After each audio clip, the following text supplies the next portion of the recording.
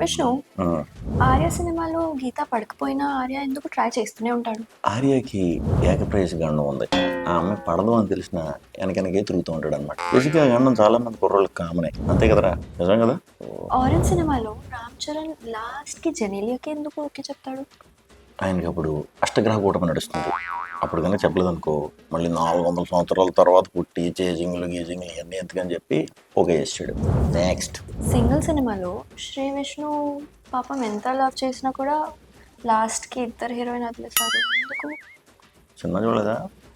చూశాను కానీ చెప్పు. ఆ రోజు అమావాస్య, నల్లుంగి కట్టుకోకూడదు. నల్లుంగి కట్టుకుని తిరిగాను కాబట్టి కష్టాలు. నిన్ను కోరి సినిమాలో పల్లవికి ఉమామహేశ్వరరావుకి పెళ్ళి ఎందుకు అవ్వలేదు? పాపం ట్రూ లవ్ కదా. న్యూమరాలజీ ప్రకారం మనోడి పేరు ఉమా, యుఎంఏ. యుఎంఏ అని కాకుండా యుఎంఏఏ అని పెట్టుంటే గ్యారంటీ కనెక్ట్ అయిపోయారు. 27th ఫెబ్కి వచ్చే విష్ణు విన్యాసంలో విష్ణు తను లవ్ చేసిన అమ్మాయికి వేరే అబ్బాయితో పెళ్లి చేస్తాడా? విష్ణు, నీకు తెలిసిన వాళ్ళల్లో ఎవరినైనా ఒక అబ్బాయినిచ్చి నాకు పెళ్లి చేస్తావా? దాని గురించే కదా మనం 2 గంటల సినిమా తీసాం. నీకు చెప్పేస్తారండి ఇంక అన్నీ.